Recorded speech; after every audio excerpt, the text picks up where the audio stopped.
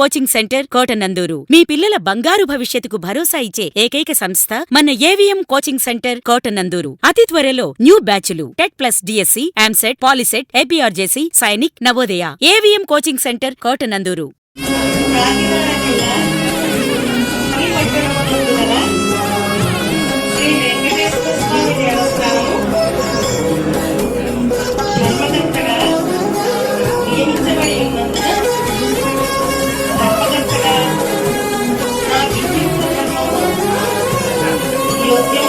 ఎన్ని జన్మల పుణ్యమో నీకిన్ని సేవలు చేయగా,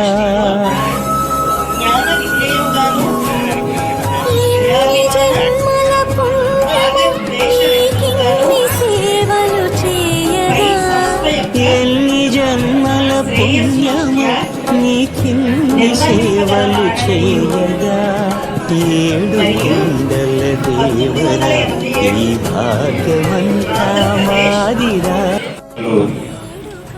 అశోక్ బాబు గారు, అదేవిధంగా తాతబాబు గారు, యొక్క వేదిక మీద ఉన్నటువంటి వివిధ నాయకులకు, అభిమానులకు, కార్యక్రమాలు చేసినటువంటి సోదరులకు, సోదరుమణులకు, అభిమానులకు, పత్రికా విలేకరులకు అందరికీ నా హృదయపూర్వకమైనటువంటి నమస్కారాలు. ఈరోజు మనం ప్రత్యేకంగా కలిసినటువంటి సందర్భం వెంకటరమణమూర్తి గుడి కమిటీ యొక్క ప్రమాణ స్వీకారోత్సవానికి మనం కలవడం జరిగింది. దీంట్లో ఇందాక మన వాళ్ళంతా చెప్పినట్టుగా కుక్కడపు బాలాజీ, సరే రాజకీయాలు ఎట్లా ఉన్నప్పుడు కూడా రాజకీయాలు ఇక్కడ పెద్దగా మాట్లాడవలసినటువంటి అవసరం లేదు. బాలాజీ చేసినటువంటిది ఈ కళ్యాణ మండపం కూడా బాలాజీ ఆధ్వర్యంలో పెట్టారని చెప్పారు. అక్కడ గుడి కూడా మొదటిసారి అతను కమిటీ చైర్మన్గా ఉన్నప్పుడు బాగా అభివృద్ధి చేశారు. అంతకుముందు నా కామరాజు గారు వీళ్ళంతా కూడా. అంచేత భక్తి కలిగినటువంటి వాళ్ళు ఉంటేనే ఆ యొక్క గుడికి పరమార్థం వస్తుంది. 10 మంది భక్తులు రావడానికి అవకాశం ఉంటుంది. ఆ గుడి యొక్క ఆదాయం కూడా పెరగడానికి అవకాశం ఉంటుంది. వీరితో పాటు కొంత కమిటీ సభ్యుల్ని వేశారు. నెక్స్ట్ కౌన్సిలర్ చాలా కష్టపడి పనిచేశారు. అంచేత అతనికి గుర్తింపు వచ్చింది. దర్బా శ్రీనివాస్ వాళ్ళ నాన్నగారు, నేను మొట్టమొదటి రాజకీయాలకు వచ్చినప్పుడు వాళ్ళ నాన్నగారు ఈనాడు రిపోర్టర్గా ఉండేవాడు. సరే శ్రీను అందరికీ కూడా బాగా పరిచయం. సరే అతను కూడా దీంట్లో రావడం జరిగింది. చల్లకొండ రాజా ఈ సెంటర్లో చల్లకొండ చాలా ఫేమస్. ఎంచేతంటే మొదటి నుంచి కూడా వాడి పార్టీని నమ్ముకుని ఉన్నారు. అంచేత వాళ్ళ ఫ్యామిలీ నుంచి కూడా ఒకరిని వేస్తే బాగుంటుందనే ఉద్దేశంతో వేశాం. అట్లాగే జనసేన నుంచి ఉప్పలపాటి సీతారామరాజు గారు, ఆయన కూడా భక్తితోటి అభివృద్ధి చేయగలరు టెంపుల్స్ అనేటువంటి ఉద్దేశంతో ఆయన్ని, శ్రీమతి పూరిపండ శ్రీనివాసంతి మొదటి నుంచి కూడా ఈ పాండాస్ చాలా బాగా పనిచేసేవారు. నందిబాబు 82వ సంవత్సరంలో ఎన్టీఆర్ అభిమాని, నాకు చాలా దన్నుగా నిలబడ్డాడు. ఆ రోజున చాలా మంచి వ్యక్తి కూడా. ఎలక్షన్లో కూడా బాగా పనిచేయడమే కాకుండా మీరందరూ కూడా వ్యాపారస్తులు అభిమానించేటువంటి వ్యక్తి కూడా అతను. వాళ్ళ సిస్టర్ని దీంట్లో వేయడం జరిగింది. శ్రీమతి బోడపాటి నాగమణి కూడా ఎస్టీ, ఆవిడ కూడా మొదటి నుంచి పనిచేస్తున్నటువంటి ఆవిడ. శ్రీమతి సానపల్లి రమణమ్మ రజకాస్ నుంచి నాయి బ్రాహ్మణ్ నుంచి వేశాం. ఎందుకంటే ఇక్కడ కంపల్సరీగా నాయి బ్రాహ్మణ్ వేయాలి, ఒక బ్రాహ్మణ్ వేయాలి. అదేవిధంగా మహిళలు 4 మహిళలు వేశాం. ఎం భాస్కర్ ఆచార్యులు గారు, ఆయన కూడా పూజారి బ్రాహ్మణ తరఫున ఆయన కూడా దీంట్లో ఉన్నారు. అంచేత ఒక విధంగా చూస్తే మీరు అందరూ మెచ్చుకుంటారు ఈ కమిటీని. ఎంచేతంటే నాకు పరిచయం అని వేయలేదు. నిదానికి చూస్తే నేను టౌన్ వాళ్ళకి అని చెప్పాను, మీరు కమిటీ వేసి నాకు ఇవ్వండి. టౌన్ వాళ్ళే వేశారు. శ్రీనివాస్ సత్యనారాయణ గారు వీళ్ళంతా కూర్చొని ఈ కమిటీలు సెలెక్ట్ చేశారు. అయితే ఒక షరతు, మీరు కమిటీలు సెలెక్ట్ చేయొచ్చు కానీ ఫైనల్గా మేము అప్రూవ్ చేయకుండా అవి వెళ్ళవని చెప్పాను. ఇదే ప్రతి ఒక్కరిని కూడా స్కాన్ చేసి చూస్తాం. వాళ్ళకి కూడా భక్తి ఉండాలి. భక్తితో పాటు ఒక మంచి ప్రవర్తన ఉండాలి. ఆ ప్రవర్తన ఉండాలి. సేవ చేసేటువంటి దృక్పథం కూడా ఉండాలి. సేవ చేసే దృక్పథం లేకపోతే భగవంతుడు వచ్చినటువంటి భక్తులకి సరైనటువంటి విధానంలో అవసరాలు సమకూర్చాలి. ఆ కమిట్మెంట్ ఉంటేనే బాగుంటుంది అనేటువంటి ఉద్దేశంతో ఈనాడు వెంకటరమణమూర్తి గుడి అందరికీ అవకాశాలు రాలేదు. అయితే కొద్దిగా కమిట్మెంట్ కూడా ఉండాలి.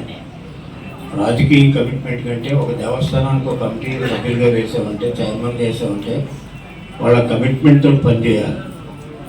రాజకీయం వేరు, దేవస్థానాలు వేరు, దైవ చింతన వేరు, దైవం గుళ్ళు అభివృద్ధి చేయడం వేరు.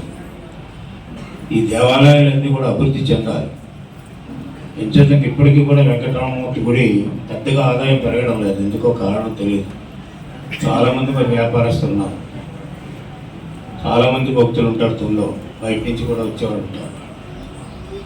ఆ విధంగానే మన దేవాలయాన్ని మనం అభివృద్ధి చేసుకోవడానికి మనం కృషి చేయాలి.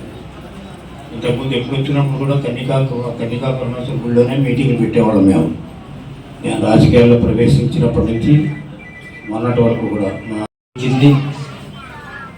ఆనాటి నుంచి ఈనాటి వరకు కూడా పట్టణ ప్రముఖుల యొక్క సహకారంతో జనజన చెందుతూ గతంలో బాలాజీ గారు పర్యాయం దానికి అధ్యక్షుడిగా ఉన్నప్పుడు ఆ దేవస్థానాన్ని స్థానికంగా పట్టణ ప్రముఖుల సహకారంతో మంచి అభివృద్ధి చేయడం జరిగింది.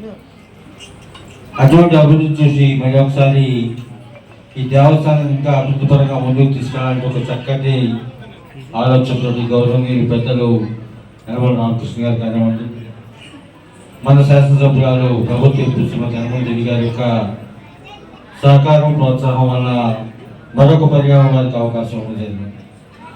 మనం ఇచ్చిన అవకాశాన్ని మీరు సద్వినియోగపరుచుకొని మీ పదవీ కాలంలో ఈ దేవస్థానాన్ని అది ప్రభుత్వ పరంగా కానివ్వండి, ఇక్కడ పట్టణంలోని ప్రముఖుల పరంగా కానివ్వండి, ఆ దేవస్థానం అన్ని రకాలుగా అభివృద్ధి పరంగా ముందుకు తీసుకెళ్ళి భక్తులకి ఆ యొక్క వెంకటేశ్వరం యొక్క అనుగ్రహాన్ని కలిగించేటువంటి విధంగా మీరు పనిచేయాలని చెప్పి మీకు అప్పచెప్పిన బాధ్యత పెద్దల యొక్క గౌరవాన్ని కాపాడుతూ ప్రభుత్వ గౌరవాన్ని ఇస్తూ ముందుకు తీసుకెళ్తూ మీ యొక్క కార్యక్రమాన్ని ముందుకు తీసుకెళ్లాలని కోరుకుంటూ మరొకసారి మీ యొక్క అందరికీ కూడా నా ధన్యవాదాలు చెప్తూ సెలవు తీసుకుంటున్నాను.